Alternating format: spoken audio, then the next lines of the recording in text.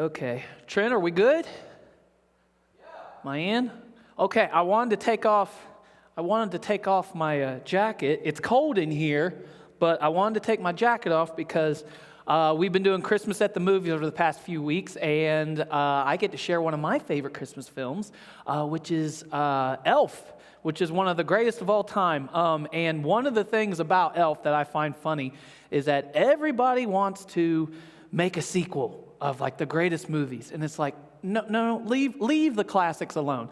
And I remember going to see Elf in 2003 and thinking, this is an instant classic. So I want to show you the ending scene of Elf, and with the new year coming and just how that movie ends, I want you to check out this scene, and then we're going to talk about a couple things real quick. And so, with a little help, Buddy managed to save Christmas. And his spirit saved a lot of other people, too.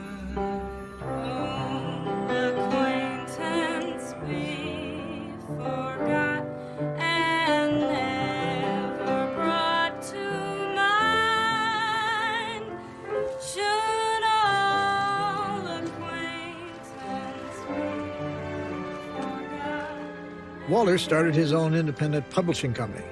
His first book was written by a brand new, critically acclaimed children's author. The book was Elf, a fictional story about an adopted elf named Buddy, who was raised in the North Pole, went to New York, ate spaghetti, worked in a shiny mailroom, and eventually saved Christmas. First, I traveled through the 7 levels of the candy cane forest, past the sea of twirly, swirly gumdrops, and then I walked through the Lincoln Tunnel. And as for me, I can't complain. Buddy comes up to visit from time to time. In the meadow, we can build a snowman and pretend that he's Parson Brown. Oh, thank you, Gilby. He'll That's very say, sweet. "Are you married?" welcome, we'll Papa. say, "No, man, but you can do the job if you're in town."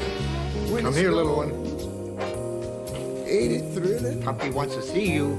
Though your nose get a little chilly. Buddy. We'll frolic and play the Eskimo way. Walking in the winter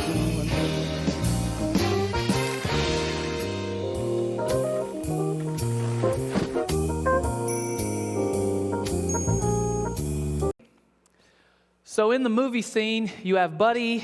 He just saved Christmas with Santa. He's with his whole family. You got Jovi. They obviously get married. They have a kid.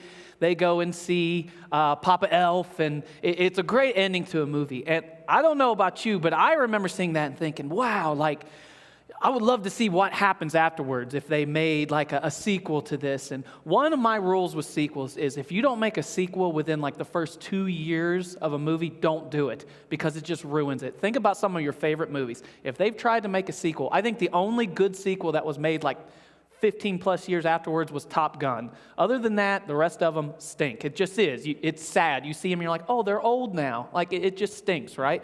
But the whole idea is I look at that and I think, okay, what happened to Buddy the Elf? Maybe you thought that. Maybe you're wondering what would happen with their family. What would that look like? It's a lot like what happens with us at the end of the year. We don't really know what it's going to look like.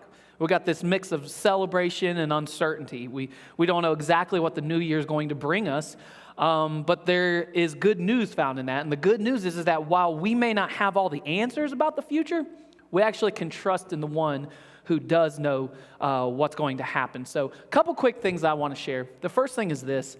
God goes before us into the unknown. God knows what's going to happen when we don't. There's a great story in the New Testament.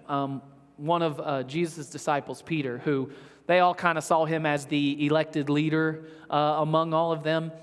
There's this cool story where he was just this guy that always just jumped headfirst into everything. He didn't think, he just did it, right?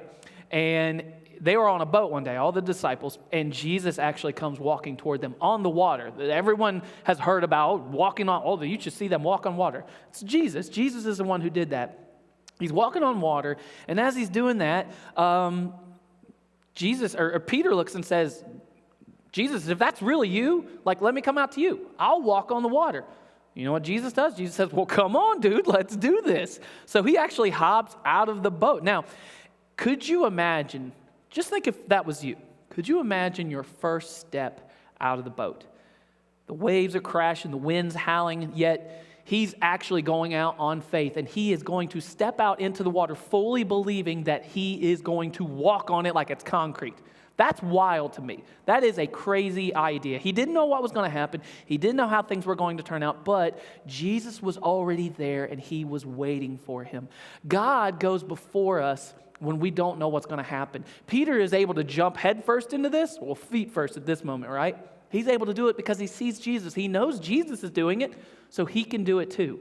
That's the attitude we need to have going into this new year, is that whatever we have going on, even though we don't know what's going to happen, we know that God is there before us. So same thing happens for us every day. You may be unsure about it. You don't know what's going to happen next, but God's already there. Matthew 14:27 says, Jesus said to him, "Take courage, it is I, don't be afraid." Jesus was there. He said, listen, this is crazy stuff, but it's fine. I'm right here. Don't be afraid. So here's the question I want, and you can comment this. You may take a second to think about it, but what's one area of your life where you know you need to step out in faith here in 2025? Where's one area where you're like, you know what? I've been trusting in my own thinking and the things that I want to do. You know what? I'm ready to step out on faith and say, you know what? I know God is before me, so I'm going to do that. So what's the one thing you need to do to step out in faith this year? And then the second thing is this. As Christmas is over, and this is coming up on like January and February, and sometimes March is not exactly my favorite months. Any of my seasonal depression people watching? Yeah, you can comment. I hate this time of year, right? Christmas is over. Now you're just cold all the time. You are cold all the time. You cannot get warm. That's me. Like my fingers are freezing right now. And I don't know if it's that, another thing, but oh man, you're trying to get through it. But here's one thing that I see in this story that's important for me to hear, and it's important for you to hear, that God is faithful in absolutely every season of your life. God's faithful. He is going to be faithful. So Peter's story, of course, doesn't stop there. What happens to Peter after he steps out? He starts looking at the waves, he gets scared, and he begins to sink. He goes down into the water. But what does Jesus do? Jesus immediately reaches out, grabs Peter, and pulls him in. He pulls him up. I absolutely love this scene that we have here with Jesus and Peter, one of his favorite disciples. Loved Peter, right? I love this because it shows us something that's very important. Even though we mess up and we falter, God He never lets us go. His faithfulness isn't about us getting this whole thing right and following all the rules, but it's actually about his love that he shows to every single one of us. That's what we've been celebrating, right? That's what Christmas is all about, is that God is with us. He goes before us. He is going to be with us even when we fall, even when we stumble. Matthew 14:31 says, immediately Jesus reached out his hand and caught him. You of little faith. He said, why did you doubt? Why did you doubt? If we really do believe this, why do we doubt? Why do we get scared? Why do we worry, right?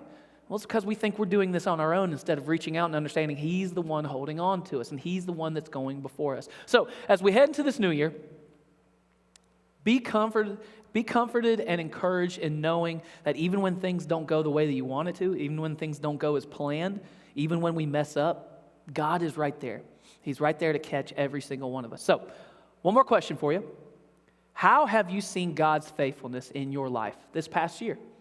You see, we don't live this blind faith. We can actually look back and say, well, I see how God's been faithful to me. How he's held me up in those times when I stepped out in faith. He was actually able to do that. Because the truth is, none of us know what this new year is going to bring. We don't.